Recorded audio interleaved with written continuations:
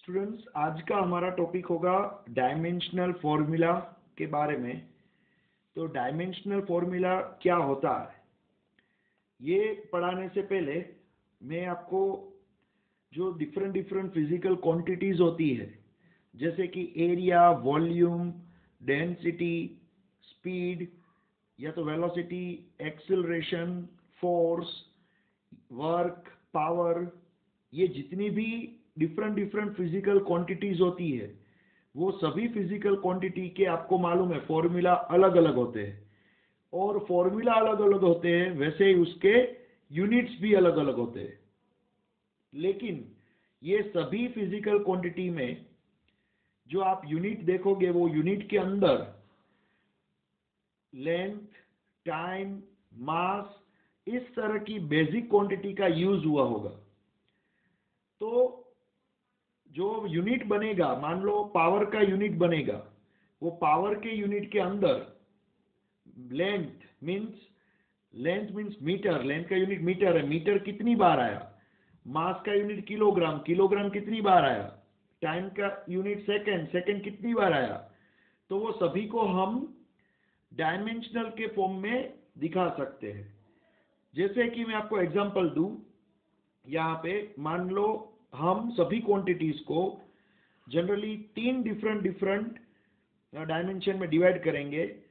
First dimension होगा मास का, second dimension होगा लेंथ का, और थर्ड डायमेंशन होगा टाइम का, जिसको हम एमएलटी, यहाँ पे मैंने क्या बताया, एमएलटी फॉर्म में हम डिवाइड करेंगे। मास, लेंथ, टाइम, इसके अंदर डिवाइड होगा। मान लो मैं बात करूंगा सबसे पहले मास की। सबसे पहले मैं मास की बात करूं तो मास के अंदर आपको मालूम है क्या होता है, उसका यूनिट क्या होता है, पहले तो वो बताओ। मास का यूनिट क्या होता है, किलोग्राम। मास का यूनिट किलोग्राम है। और डायमेंशनल फॉर्मूला की बात करेंगे हम, डायमेंशनल फॉर्मूला की, तो यहां पे क्या होगा, मास एक बार आया, वन टाइम, किलोग्राम एक बार आया, लेकिन इसके अंदर मीटर नहीं है, लेंथ कहीं भी नहीं है, तो लेंथ की 0 पावर। इसके अंदर टाइम भी कहीं नहीं है, तो टाइम का डायमेंशन भी 0। हाँ, मास एक बार आया तो मास की 1 डायमेंशन, लेकिन लेंथ और टाइम की 0 डायमेंशन। तो मास जो है उसका डायमेंशनल फॉर्मूला होगा m1 l0 t0। उसी तरह से मैं बताऊंगा आपको लेंथ। तो लेंथ में क्या होगा, उसका यूनिट मीटर होता है। आपको मालूम है लेंथ का यूनिट मीटर होता है। लेकिन आप देखोगे तो इसके अंदर मास नहीं आया, कहीं भी किलोग्राम नहीं आया। तो किलोग्राम की मीन्स मास की 0 पावर, मास का डायमेंशन 0। हाँ, लेंथ आया, लेंथ एक बार आया, मीटर एक बार आया, तो L1, लेकिन अंदर सेकंड नहीं है, टाइम नहीं है, तो टाइम की डायमेंशन 0। समझ में आ रहा है। तो मैंने लेंथ का डायमेंशनल फॉर्मूला लिखा है m0 l1 t0। उसी तरह से मान लो मैं टाइम की बात कर रहा हूं, टाइम की, उसका यूनिट क्या है, सेकंड। तो इसके अंदर किलोग्राम या मास कहीं भी नहीं है, देख लो, तो मास का 0 डायमेंशन। फिर लेंथ, लेंथ अंदर मीटर नहीं है, देखो कहीं भी, या तो लेंथ नहीं है कहीं भी, देख लो, तो लेंथ का भी 0 डायमेंशन। लेकिन सेकंड मीन्स टाइम एक बार है, तो टाइम का 1 डायमेंशन। तो ये हुआ टाइम का डायमेंशन। तो यहाँ पे देखो, मास का मैंने डायमेंशनल फॉर्मूला लिखा, ये लेंथ का डायमेंशनल फॉर्मूला है, ये टाइम का डायमेंशनल फॉर्मूला है। समझ में आ रहा है। उसी तरह से मान लो मैं लिखता हूं एरिया, नंबर 4 पे मैं लिखता हूं एरिया। एरिया, आपको मालूम है एरिया का फॉर्मूला क्या है, लेंथ इंटू विड्थ। आपको मालूम है एरिया का फॉर्मूला क्या होता है, लेंथ इंटू विड्थ। अब एक बात बताओ, एरिया का यूनिट क्या होगा। एरिया का unit metre square, very good. Area का यूनिट क्या होगा, मीटर स्क्वायर। तो एरिया का यूनिट अगर मीटर स्क्वायर होगा, ध्यान से देखना बच्चों, एरिया का यूनिट अगर मीटर स्क्वायर होगा, तो यहाँ पे मीटर 2 बार आया। किलोग्राम है, कहीं मास नहीं है, देखो अंदर मास कहीं भी नहीं है, मास 0 है। लेकिन लेंथ है ना, वो 2 बार है, मीटर स्क्वायर, मीटर 2 बार है, तो लेंथ की 2 पावर। और टाइम हो जाएगा 0। तो m0 L2 T0 यहां पे हो जाएगा एरिया। उसी तरह से मैं बताऊं आपको वॉल्यूम, चलो उसी तरह से अगर वॉल्यूम के बारे में पढ़ेंगे, वॉल्यूम के बारे में, तो आपको वॉल्यूम का फॉर्मूला पता है, length into width into height, और उसका यूनिट होता है मीटर क्यूब, क्योंकि लेंथ का यूनिट भी मीटर, विड्थ का मीटर, हाइट का metre, metre into metre into metre, metre cube. तो वॉल्यूम का यूनिट क्या हुआ, मीटर क्यूब। तो मीटर में देखो, मीटर मीन्स लेंथ आई 3 बार, किलोग्राम नहीं आया अंदर कहीं भी, यूनिट के अंदर कहीं भी मास नहीं है, देखो किलोग्राम नहीं है, तो मास का 0 पावर, लेकिन लेंथ 3 टाइम्स है, तो यहाँ पे लेंथ का 3 डायमेंशन और टाइम का 0 डायमेंशन। तो ये जो MLT हुआ वो हुआ वॉल्यूम का। समझ में आ रहा है? तो ये जो आप देख रहे हो ना, वो डायमेंशनल फॉर्मूला है। तो यहाँ सभी क्वांटिटी को हम M, L और T, M, L और T इसके अंदर डायमेंशन वाइज लिख रहे हैं। जैसे वॉल्यूम का डायमेंशन क्या हुआ, कोई पूछेगा वॉल्यूम का डायमेंशन बताओ, तो आप वॉल्यूम का डायमेंशन क्या बताओगे, मास का 0 डायमेंशन, ए लेंथ L का 3 और टाइम का 0, M0 L3 T0, ये हुआ वॉल्यूम का डायमेंशनल फॉर्मूला। तो इस तरह से आप किसी भी क्वांटिटी का डायमेंशनल फॉर्मूला बना सकते हो, लेकिन आपको पहले उसका फॉर्मूला आना चाहिए। मान लो मैं यहाँ पे लिख रहा हूं अब डेंसिटी, बराबर, मास डेंसिटी, मास डेंसिटी में लिख रहा हूं, मास डेंसिटी। तो यहाँ पे जो मास डेंसिटी हुआ, मास डेंसिटी, वो मास डेंसिटी में आप देखोगे तो उसका फॉर्मूला क्या होगा, मास डेंसिटी का फॉर्मूला होगा मास अपॉन वॉल्यूम। क्या होता है, mass upon volume, mass density, मास डेंसिटी का फॉर्मूला होता है मास अपॉन वॉल्यूम। तो मास का यूनिट क्या होगा बताओ, मास का यूनिट क्या होगा, केजी, और वॉल्यूम का क्या होगा, metre cube, KG by metre cube. वो क्या होगा, मास डेंसिटी का फॉर्मूला, मास डेंसिटी का फॉर्मूला होगा मास अपॉन वॉल्यूम। आपको मालूम ही है डेंसिटी का फॉर्मूला क्या होता है, मास अपॉन वॉल्यूम। मास का यूनिट केजी, वॉल्यूम का मीटर क्यूब। तो KG upon metre cube, KG upon metre cube आप जब MLT बनाओगे तो केजी, केजी मीन्स मास, तो मास है, हाँ मास है, एक बार है। फिर लेंथ, लेंथ भी है, लेकिन वो डिवाइड हुई है, M3 डिवाइड हुआ है, तो यहाँ पे मैं लिखूंगा L की -3 डायमेंशन, और टाइम सेकंड ही नहीं दिख रहा है, तो टाइम 0, तो M1 L-3 टाइम 0, ये हुआ मास डेंसिटी का डायमेंशनल फॉर्मूला। उसी तरह से मैं लिखूंगा, मान लो फ्रीक्वेंसी, नंबर 7, फ्रीक्वेंसी। आपको मालूम है फ्रीक्वेंसी का फॉर्मूला क्या है, 1 अपॉन टाइम पीरियड। फ्रीक्वेंसी का फॉर्मूला क्या होता है, 1 अपॉन टाइम पीरियड।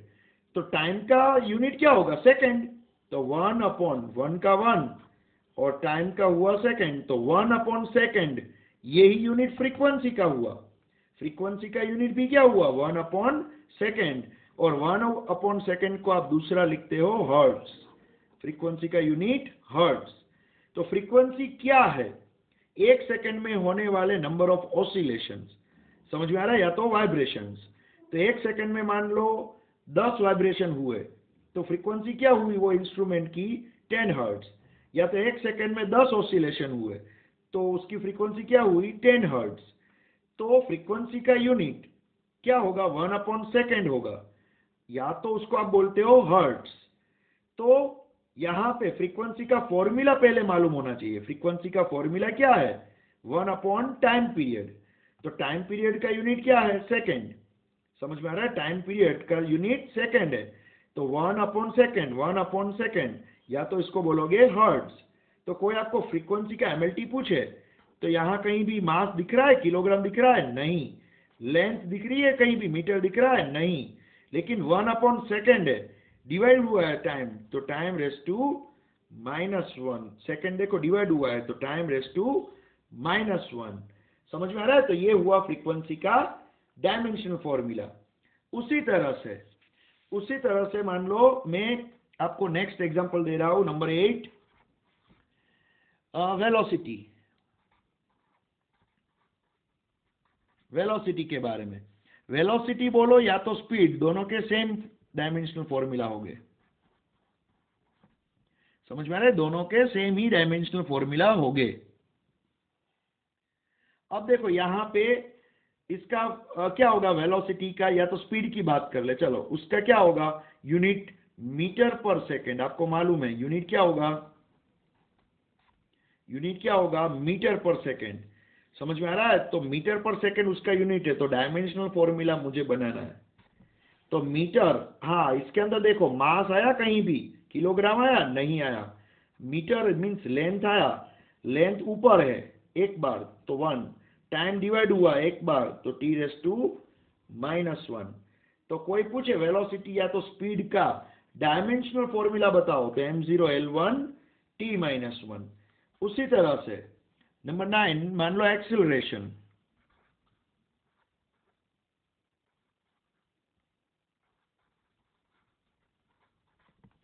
एक्सीलरेशन मान लो, अब एक्सीलरेशन के अंदर आप इसका यूनिट सोचो। अब एक्सीलरेशन का यूनिट सभी को मालूम ही होगा, है ना, मालूम क्या है बताओ, एक्सीलरेशन का यूनिट क्या है, मीटर पर सेकंड स्क्वायर। तो यहाँ पे कहीं भी मास आया, किलोग्राम आया नहीं आया, लेंथ, हाँ लेंथ एक बार है ऊपर है तो एक बार 1, एल की 1 डायमेंशन, टाइम नीचे है 2 बार डिवाइड हुआ है तो टी की -2 डायमेंशन। तो एक्सीलरेशन का हुआ m0l1 t-2। समझ में आ रहा है, ये हुआ एक्सीलरेशन का। समझ में आ रहा है, उसके बाद नंबर 10 में लिख रहा हूं फोर्स।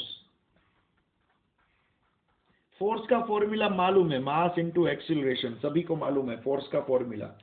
तो मास का क्या होगा यूनिट बताओ, मास का यूनिट यहाँ एम है, मास का यूनिट केजी, और एक्सीलरेशन क्या क्या होगा, एक्सीलरेशन का यूनिट मीटर पर सेकंड स्क्वायर।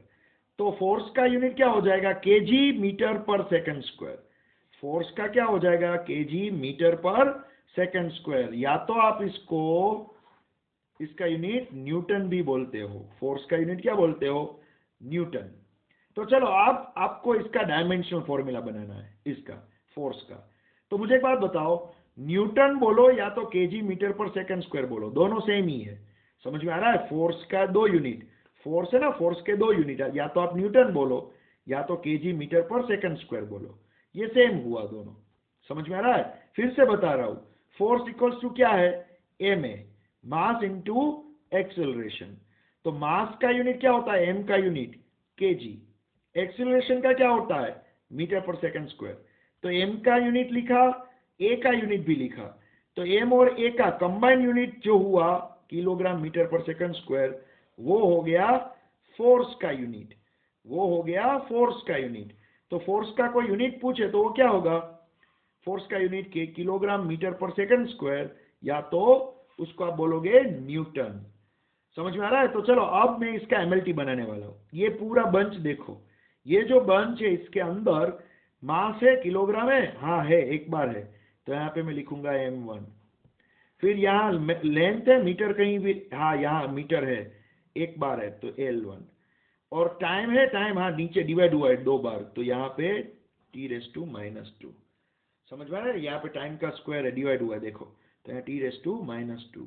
तो कोई आपको पूछे फोर्स का एमएलटी बताओ, तो फोर्स का एमएलटी m1l1 t-2 होगा। समझ में आ रहा है, ये हुआ फोर्स का एमएलटी। चलो इसके बाद फोर्स हो गया, इसके बाद नंबर 11 पे वर्क डन। चलो आपको मालूम है वर्क डन का फॉर्मूला क्या होता है, फोर्स इंटू डिस्प्लेसमेंट। ये आपको मालूम है वर्क डन का फॉर्मूला, फोर्स इंटू डिस्प्लेसमेंट।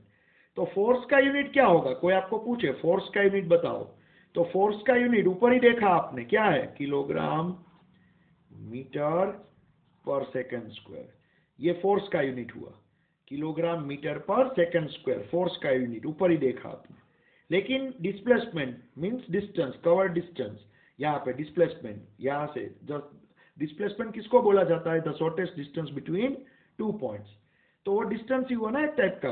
तो वो डिस्टेंस कैसे मेजर होता है, मीटर में। तो यहाँ 1 मीटर और ऐड कर देंगे इनटू वो m करके, तो मीटर इंटू मीटर, तो मीटर स्क्वायर हो जाएगा। क्या हो जाएगा? Metre square. तो फोर्स का यूनिट इंटू मीटर, फोर्स का यूनिट इंटू मीटर, इसलिए मैंने यहाँ पे kilogram metre square by second square लिखा है। यहाँ पे मीटर का ऊपर स्क्वायर कर दिया है, क्योंकि यहाँ एक्स का यूनिट भी क्या आएगा? डिस्प्लेसमेंट का यूनिट भी मीटर आएगा, इसलिए मैंने kilogram metre square upon second square कर दिया है। समझ में आ रहा है? तो ये हुआ एक यहाँ पे डायमेंशनल फॉर्मूला किसका? सॉरी, ये हुआ यूनिट किसका? वर्क डन का, जिसको हम वर्क डन का यूनिट दूसरा जूल भी बोलते हैं। जूल का मीनिंग क्या होगा? जूल को अगर आप खोल के रखोगे तो इस तरह से मिलेगा, kilogram metre square upon second square. तो kilogram metre square upon second square बोलो या तो आप जूल बोलो। समझ में आ रहा है? दोनों ही सेम हुए। तो यहाँ पे क्या होगा? किलोग्राम, बताओ किलोग्राम का क्या होगा? m1। फिर मीटर का क्या होगा? L2। और सेकंड स्क्वायर का क्या होगा? नीचे डिवाइड हुआ है तो -2। तो m1 L2 T -2, ये हो गया वर्क डन का डायमेंशनल फॉर्मूला। समझ में आ रहा है? ये हुआ वर्क डन का डायमेंशनल फॉर्मूला। उसी तरह से अगर मैं पावर की बात करूंगा, पावर की बात करूंगा तो पावर क्या है? आपको मालूम है पावर क्या है? Work upon time, work upon time. तो यहां पे क्या होगा? जब आप वर्क का फॉर्मूला लिखोगे, वर्क का क्या है? केजी मीटर स्क्वायर, ऊपर ही लिखा है, देखो ये वर्क का फॉर्मूला ऊपर ही लिखा है, डिवाइड बाय सेकंड स्क्वायर, यहाँ पे स्क्वायर होगा, ये स्क्वायर। तो ये तो वर्क का हुआ। अब क्या होगा? आप डिवाइड बाय क्या करोगे? इसके डिवाइड बाय नीचे सेकंड करोगे, तो ये ऊपर का डिवाइड वाला सेकंड और नीचे का, ऊपर का डिवाइड वाला जो सेकंड स्क्वायर और नीचे का एक सेकंड, वो मिलके हो जाएंगे सेकंड क्यूब। क्या हो जाएंगे यहाँ पे? Second cube. तो पावर का unit kilogram metre square upon second cube होगा, या तो इसको आप वॉट बोलोगे, वॉट आपको मालूम है पावर का यूनिट W, वॉट। तो यहाँ पे kilogram metre square upon second cube, ये पावर का क्या हुआ? यूनिट। या तो पावर का यूनिट होगा, पावर का यूनिट होगा या तो kilogram metre square upon second cube. तो आप इसको लिख पाओगे, किलोग्राम एक बार है, मास एक बार है, मीटर लेंथ 2 बार है, और सेकंड यहाँ पे टाइम जो है ना वो नीचे 3 बार आया, तो यहाँ पे -3। क्या होगा? m1 L2 T -3। समझ में आ रहा है? ये हुआ पावर का MLT, पावर का डायमेंशनल फॉर्मूला। तो देखो स्टूडेंट्स, ये जितने भी मैं लिख रहा हूं, सबसे पहले रिक्वायरमेंट क्या है? आपको उसका फॉर्मूला आना चाहिए। मान लो मैं 13 लिख रहा हूं, मोमेंटम। मान लो मैंने लिखा मोमेंटम, मोमेंटम मैंने लिखा। अब मैंने पूछा बताओ इसका डायमेंशनल फॉर्मूला बताओ। चलो मोमेंटम का डायमेंशनल फॉर्मूला बताओ, तो आप कंफ्यूज हो जाओगे, क्योंकि अगर आपको मोमेंटम का फॉर्मूला ही मालूम नहीं है तो आप उसका यूनिट नहीं बना पाओगे। यूनिट मालूम नहीं होगा तो MLT नहीं बना पाओगे। तो सबसे पहले रिक्वायरमेंट क्या है? उसके फॉर्मूला, उसका फॉर्मूला आना चाहिए। तो मोमेंटम का फॉर्मूला क्या है? Mass into velocity. समझ में आ रहा है? Mass into velocity, momentum equals to mass into velocity, mv। अब m लिखा, मास लिखा, तो मास का यूनिट तो बहुत इजी है, किलोग्राम, और वेलोसिटी का यूनिट क्या है? मीटर पर सेकंड। तो कोई आपको बोले मोमेंटम का unit kilogram metre upon second, ये मोमेंटम का यूनिट है, किलोग्राम मीटर अपॉन सेकंड। तो अब MLT बना पाओगे। किलोग्राम मीन्स मास एक बार, m मीन्स लेंथ एक बार, टाइम डिवाइड हुआ है तो एक बार, तो -1। तो अब MLT बन पाएगा। तो पहले रिक्वायरमेंट क्या है? उसका फॉर्मूला आना चाहिए, फिर उसका यूनिट तब आपको मिलेगा, और बाद में आपको उसका MLT मिलेगा। समझ में आ रहा है? इस तरह से ये सोल्व आप कर सकते हो। मान लो प्रेशर की बात करते, चलो प्रेशर, अब सोचो, चलो प्रेशर के बारे में, प्रेशर के बारे में सोचो। चलो प्रेशर के बारे में सोचो, बताओ। चलो, प्रेशर का फॉर्मूला क्या है? प्रेशर का फॉर्मूला क्या है बताओ? Force upon area. Very good, force upon area pressure का फॉर्मूला है। अब फोर्स का यूनिट क्या है? ऊपर ही लिख दिया आपने फोर्स का यूनिट, यहां पे देखो, किलोग्राम मीटर पर सेकंड स्क्वायर। ऊपर तो आपने लिख दिया है फोर्स का, समझ में आ रहा है? तो फोर्स का यूनिट क्या था बताओ? फोर्स का यूनिट क्या था? ऊपर ही लिखा हुआ है, तो वही यूनिट देखो। यहाँ पे सिंप्लीफाई मैं कर रहा हूँ, ध्यान रखना स्टूडेंट्स, यहाँ पे मैं थोड़ा सिंप्लीफाई कर रहा हूँ। देखो यहाँ पे मैं सिंप्लीफाई कर रहा हूँ। फोर्स का यूनिट क्या था? किलोग्राम, फिर मीटर अपॉन सेकंड स्क्वायर। ये फोर्स का यूनिट था जो मैंने ऊपर लिखा हुआ है। यही फोर्स का यूनिट मैंने यहाँ पे लिख दिया है। डिवाइड बाय क्या होगा? नीचे एरिया है तो मीटर स्क्वायर, इस तरह से होगा। किलोग्राम मीटर पर सेकंड स्क्वायर डिवाइड बाय होगा मीटर स्क्वायर। अब क्या होगा देखो, इसको आप सोल्व करोगे ना, इसको सोल्व करोगे तो आपको किलोग्राम तो मिलेगा ही, फिर क्या मिलेगा बताओ? मीटर को सिंप्लीफाई करना है। जब मीटर को सिंप्लीफाई करोगे तो ये मीटर आ जाएगा नीचे, तो यहाँ पे आ जाएगा मीटर, एक नीचे आ जाएगा, और सेकंड स्क्वायर तो नीचे दिख ही रहा है। तो final unit kilogram divide by metre into second square आ जाएगा। ये आपका फाइनल आंसर आ जाएगा, kilogram divide by metre into second square. तो इसको आप दूसरा पता है पास्कल भी बोल सकते हो। इसको और क्या बोल सकते हो? और करके मैं लिख रहा हूं पास्कल, और करके मैं लिख रहा हूं पास्कल। तो ये जो यूनिट हुआ ना, वो हुआ प्रेशर का unit, kilogram upon metre into second square. देखो, किलोग्राम का किलोग्राम लिखा, एक ऊपर मीटर है, नीचे मीटर स्क्वायर है, तो एक एक मीटर कट हो जाएगा, तो नीचे एक मीटर बचेगा, और ऊपर वाला जो डिवाइड किया हुआ सेकंड स्क्वायर है वो नीचे चला आएगा, तो ये सेकंड स्क्वायर नीचे लिख सकते हैं। तो kilogram divide by metre into second square, ये मिला आपको फाइनल यूनिट किसका? प्रेशर का यूनिट। या तो ये बंच की जगह पे आप उसको पास्कल भी लिख सकते हो, प्रेशर मेजर होता है पास्कल में। समझ में आ रहा है बच्चों? तो यहाँ पे चलो, किलोग्राम मीन्स एम की 1 पावर, फिर नीचे मीटर नीचे है तो एल की -1 पावर, और सेकंड स्क्वायर है तो यहाँ पे टी की -2 पावर।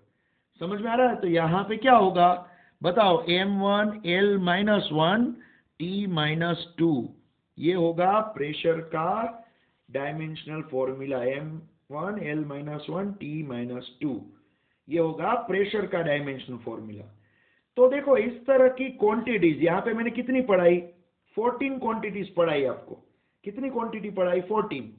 तो इस तरह की आपकी टेक्स्ट बुक में पीछे 90 से ज्यादा क्वांटिटीज दे दी है, इस तरह की 90 से ज्यादा क्वांटिटीज, लेकिन सभी क्वांटिटी आपने देखी नहीं है कहीं भी। समझ में आ रहा है? ये सभी क्वांटिटीज आप फर्स्ट टाइम देख रहे हो। सॉरी, ये सभी क्वांटिटी तो आपने 10 तक देखी होगी, लेकिन जो पीछे टेबल है उसके अंदर जो क्वांटिटीज है वो तो आप, बहुत सारी ऐसी क्वांटिटी है जो आप फर्स्ट टाइम देखोगे। तो आप टेंशन मत रखो बच्चों, आप एक चीज याद रखना कि जब तक 12th पूरा खत्म हो जाएगा तब तक ये सभी क्वांटिटीज जितनी भी टेक्स्ट बुक में पीछे दे रखी है वो आप पढ़ लोगे। अभी रटने का कोई मीनिंग नहीं है। समझ में आ रहा है? अभी कोई भी रटना नहीं है। मान लो कहीं आपको मिलेगा velocity gradient, pressure gradient, coefficient of viscosity, या तो एंगुलर वेलोसिटी, टॉर्क, इस तरह की क्वांटिटीज आपको दी होगी, तो वो कुछ भी आपको रटना नहीं है, क्योंकि 90 क्वांटिटीज, उसमें से सिर्फ आप शायद 10 या 15 क्वांटिटी ही जानते हो, बाकी की सब नई क्वांटिटी है। समझ में आ रहा है? तो जितनी भी नई क्वांटिटी होगी वो उसका मीनिंग ही आपको नहीं मालूम है, तो मीनिंग नहीं मालूम है तो फॉर्मूला नहीं मालूम होगा, फॉर्मूला नहीं मालूम है तो यूनिट नहीं बना पाओगे, और यूनिट नहीं बना पाओगे तो उसके एमएलटी भी नहीं बना पाओगे। समझ में आ रहा है? हाँ, एक रास्ता है, अगर आपने रट लिया पूरा टेबल तो याद रहेगा, लेकिन वो ज्यादा टाइम तक आप मेमोरी में स्टोर नहीं कर पाओगे। समझ में आ रहा है? तो सबसे अच्छा रास्ता ये है कि हम 12th तक पढ़ते जाएंगे आगे, और ये नई नई क्वांटिटीज देखते जाएंगे, उसका फॉर्मूला पढ़ेंगे, यूनिट निकालेंगे, और उसका एमएलटी भी निकालेंगे। समझ में आ रहा है बच्चों? फिर मैं आपको एक दो क्वांटिटी इस तरह के भी बता रहा हूं। देखो, मान लो मैं आपको चार्ज के बारे में बता रहा हूं, चलो चार्ज के बारे में एक दो क्वांटिटी आपको थोड़ी नई भी बता दूं। मान लो मैं आपको चार्ज के बारे में बता रहा हूं, उसमें थोड़ा नया देखने को मिलेगा। चार्ज, आपको मालूम है चार्ज जो है, चार्ज चार्ज उसको आप क्यू बोलते हो, चार्ज का सिंबल। तो charge equals to current into time, ये शायद आपने आगे कहीं पढ़ा होगा। चार्ज का फॉर्मूला क्या होता है? Current into time. तो करंट का यूनिट क्या है? एम्पियर, और टाइम का यूनिट सेकेंड। ये यूनिट हुआ, यूनिट। आई का यूनिट, करंट का यूनिट एम्पियर, टाइम का यूनिट सेकेंड। तो कोई इसका डायमेंशनल फॉर्मूला पूछे, इसका कोई डायमेंशनल फॉर्मूला पूछे तो एक चीज याद रखना, अंदर कहीं भी मास है, किलोग्राम नहीं है, लेंथ है नहीं है, हाँ अब टाइम है, टाइम एक बार है, सेकेंड एक बार है। और एम्पियर हम किस में गिनेंगे? तो यहाँ पे पीछे फोर्थ ऑप्शन हम लिखेंगे एम्पियर 1, यहाँ पीछे लिखना पड़ेगा एम्पियर 1। तो M0 L0 T1 A1। तो एम्पियर क्या है? एसआई क्वांटिटी, आपको मालूम है एसआई सिस्टम की जो 7 क्वांटिटीज थी, बेसिक 7, उसमें एम्पियर आता था। करंट है ना, वो क्या है? बेसिक है। आपको मालूम है करंट क्या है? एक बेसिक क्वांटिटी है। तो मास 0, लेंथ 0, टी की 1 पावर और एम्पियर ए की 1 पावर। तो कोई पूछे आपको चार्ज का यूनिट बताओ, तो ये होगा। समझ में आ रहा है? उसी तरह से कोई पूछे वोल्टेज का बताओ, वोल्टेज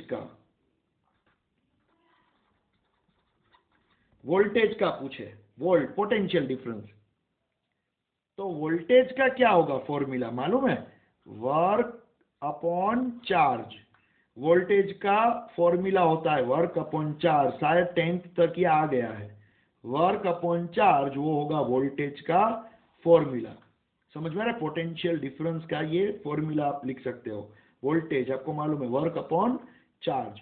तो वर्क का बताओ, वर्क का आपने आगे ही देखा यूनिट क्या था? वर्क का यूनिट क्या था? आपने आगे ही देखा, kilogram metre square upon second square, ये यूनिट है वर्क का। डिवाइड बाय चार्ज का यूनिट क्या है? Ampere into second. अब आपको इसको सोल्व करना है, तो देखो किलोग्राम तो ऊपर ही रहेगा, मीटर स्क्वायर भी ऊपर रहेगा, हाँ ये सेकेंड स्क्वायर जो ऊपर है वो नीचे आ जाएगा, तो नीचे हो जाएगा एम्पियर इंटू सेकेंड क्यूब, इस तरह से। तो kilogram metre square upon ampere into second cube. समझ में आ रहा है? ये जो मैंने यहाँ पे लिखा, उसका डायमेंशनल फॉर्मूला बनाना है। तो किलोग्राम मीन्स मास एक बार, मीटर स्क्वायर मीन्स लेंथ 2 बार, टाइम देखो नीचे, सेकंड नीचे है लेकिन क्यूब है, तो टाइम की -3 पावर, और एम्पियर भी नीचे है तो एम्पियर की -1 पावर। समझ में आ रहा है? तो ये M1 L2 T-3 A-1, ये हुआ वोल्टेज का MLT।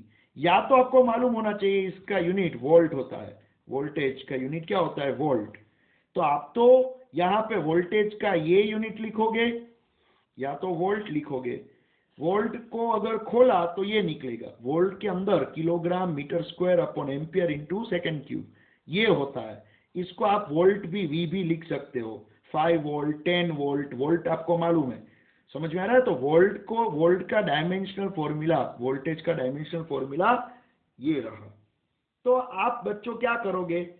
देखो मैं आपको एक PDF साथ में ज्वाइन करके दे रहा हूं, जिसके अंदर पीछे 4-5 पेज, आप पीछे देखोगे तो 4-5 पेज पीछे, पेज नंबर 214 पे, पेज नंबर 214 पे देखना। 214 पे एक टेबल स्टार्ट होगा, वो टेबल पूरा इस तरह का डायमेंशनल फॉर्मूला, डायमेंशनल एनालिसिस के बारे में पूरा ये फॉर्मूला दिया हुआ है, सभी के एनालिसिस करके ढूंढे हुए MLTs।